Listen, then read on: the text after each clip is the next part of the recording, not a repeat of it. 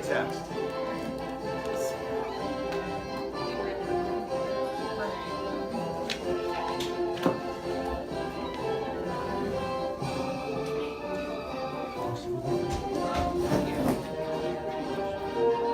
I was trained for one submarine. My guys were trained to do what they were told. That's a deadly combination. We all know organizations where people just follow the leader into disastrous situations.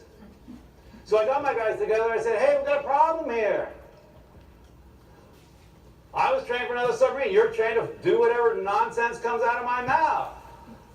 That's right, Captain. I mean, they knew. They already knew. I was pretty much talking to myself. So I said, what are we going to do? What are we going to do, guys? And we talked about it. Okay, what I really wanted to do was get ready for the inspection. But we were sitting in the wardroom. We spent a couple hours. We were talking about it.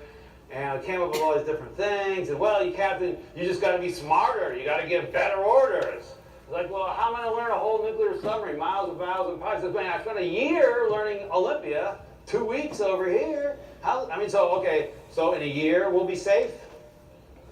That's not going to work. We had to deploy the submarine in 6 months.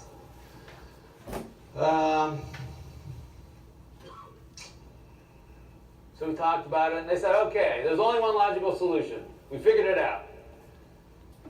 You, they're pointing at me, you, shut up. What do you mean? That's not what captains do. That's not what captains of nuclear submarines do. They walk around, they give orders. They sound like Russell Crowe. Head 2/3, dive, make it up 500 feet. Helm left 15 degrees rudder, steady course 255. Load torpedoes and tubes 1, 2, 3, and 4. Fly down, open outer doors, right? And I thought about it. And you know what? They were right. So at that point, I vowed never to give another order. And if you came down on my submarine, it would have been very confusing. Because you couldn't have pointed. It would have been hard to say, well, who's the captain here? Because you wouldn't have seen me giving orders.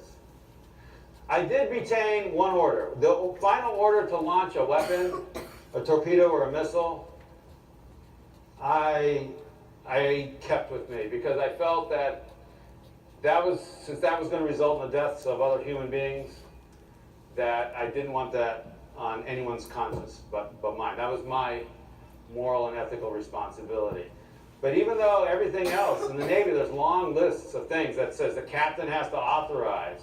Captain should authorize. You got a couple nukes in your group, they'll tell you it's true. Captain authorize, submerge the ship, get underway, start up the reactor, shut down the reactor, connect to shore power, divorce from shore power, on and on, break rig for dive, on and on and on, pages of these things. I just refused to give those orders. What we replaced it with was intent. Instead of giving instructions, if you want your people to think, don't give instructions, give intent. So they would come to me, hey, what do you want me to do? Well, left full rudder, steady course 255. No! So what are we trying to accomplish here today? Well, we're trying to get in position so that when the enemy submarine comes through, okay, so where do you think we should position the ship? Maybe over here. Good idea, go there. You give intent to them and they give intent to you. So my officer stopped requesting permission. And every other submarine, Captain, request permission to submerge the ship. Submerge the ship. Submerge the ship, aye!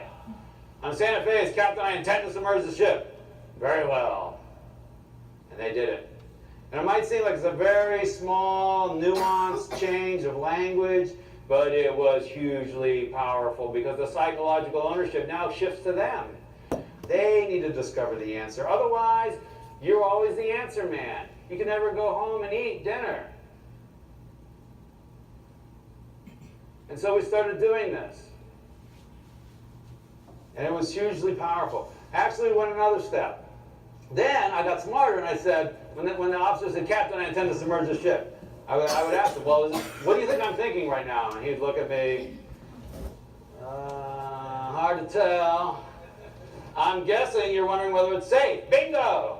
I said, well, convince me it's safe. I said, Captain, I intend to submerge the ship. All men are below. Hatches are shut. Ship's rigged for dive. I checked the bottom depth. The submarine's in the water that's been assigned to us. Then later I had asked them, is it the right thing to do? And they would say, well, yes, sir, because our mission requires that we... And these are the two pillars that I think support this idea of giving control. These are the two pillars that need to be in place. The technical competence, which is represented by, is it safe? And the organizational clarity, which is represented by, is it the right thing to do? And you put those things in place, and then you can give control. And you give control, and you put those things in place. And you are off to the races. So think about what's happening now. My officers are starting to think like me, because they have to think like, where should we do the shift? And so the guys below them. Now this took 24 hours to happen. It took a couple years for the full implementation, but immediately there was change. The officers are thinking like me. So pretty soon I could go in the engine room, find the engine room lower level watch who was taking logs in the lube oil pumps, and he would know what the submarine was doing. He would know whether we were up tight, close to the enemy, it was time to stay quiet. Or whether we had backed out a little bit, this may be a good time to change filters and make a little bit of noise. A year later, we received another inspection. A year later, we received an inspection. The inspecting team gave us the highest grade they had ever seen. Not that year, not in the Pacific, ever seen. Why? I mean, this crew had a captain who was a dummy. It's because that needle started moving up. And on another submarine, there was one guy in charge, one guy giving orders, one guy thinking, and 134 people doing what they're told. I don't care how smart you are. On my submarine, I got 135 thinking, active, passionate, creative, proactive, taking initiative people. It's a tidal wave. You don't stand a chance.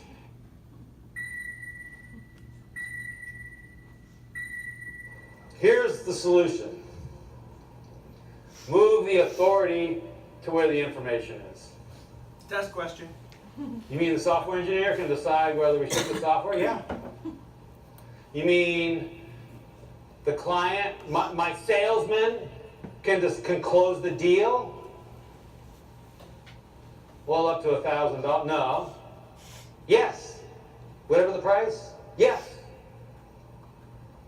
What does it take to make that happen? Now, if you're picturing a lot of people out there doing crazy things and a bunch of arrows going in a bunch of different directions, you have the wrong picture.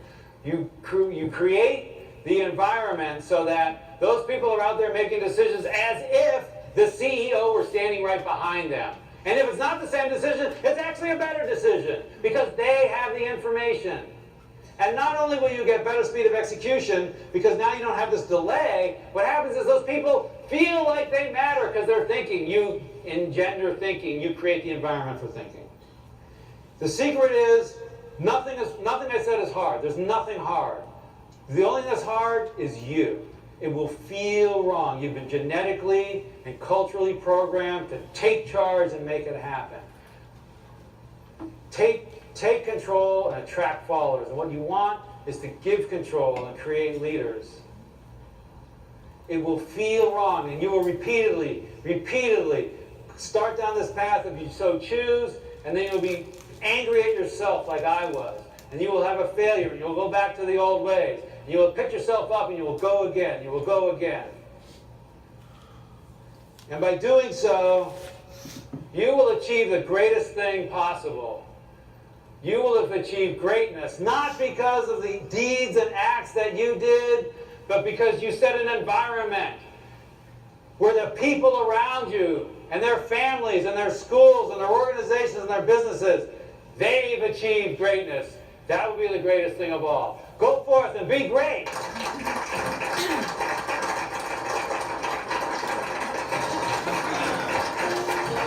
I like it. Hello. Anybody not like that? Anybody want to work on a sub where they let you do that? Anybody work in a business where they let you have control? Who has more information about what you do every day? Me or you, Lydia? You? I have no idea what you do every day. What do you do here? I'm just glad you're here. Leah, what do you do every day? I guarantee whatever you do, you know more about it than I do. And my vision is to build a practice where I would want to be a patient. And I bet you have the same vision. Because we hired the right people. Get some kind people. Go to our next thing over there. You get some kind people, which people that have integrity, you get some intelligent people, and you get some high energy people, and you give them this idea that, hey, treat people the way you want to be treated. Have you ever heard that before? I think that was in the Bible. It's ancient wisdom, right? So that's the thing, and then y'all go do that. And then what's our system for when things go sideways? What can we do? What can you guys already do? What system do we have that gives you authority? We create 2 solutions. 2 solutions, absolutely, that thing in your hand right there. And then, so the theory, the practice every day when you guys when you see a conflict, I want you to run to that conflict. We call it rush to the conflict.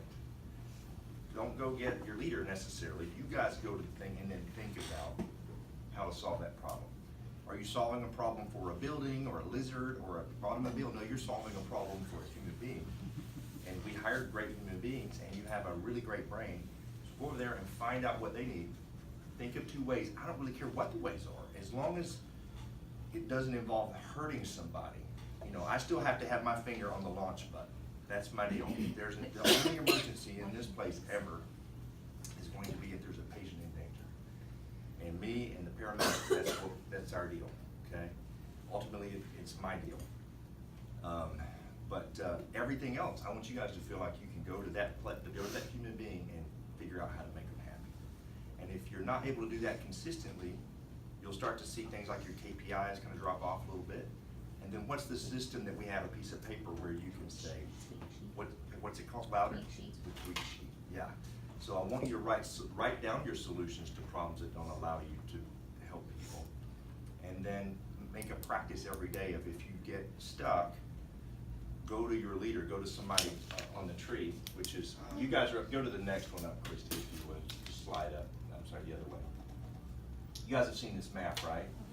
Okay, so this is me, this is Greg and Wes, here's Christy, she's down here in the middle. Christy's still kind of in the dark, I promise.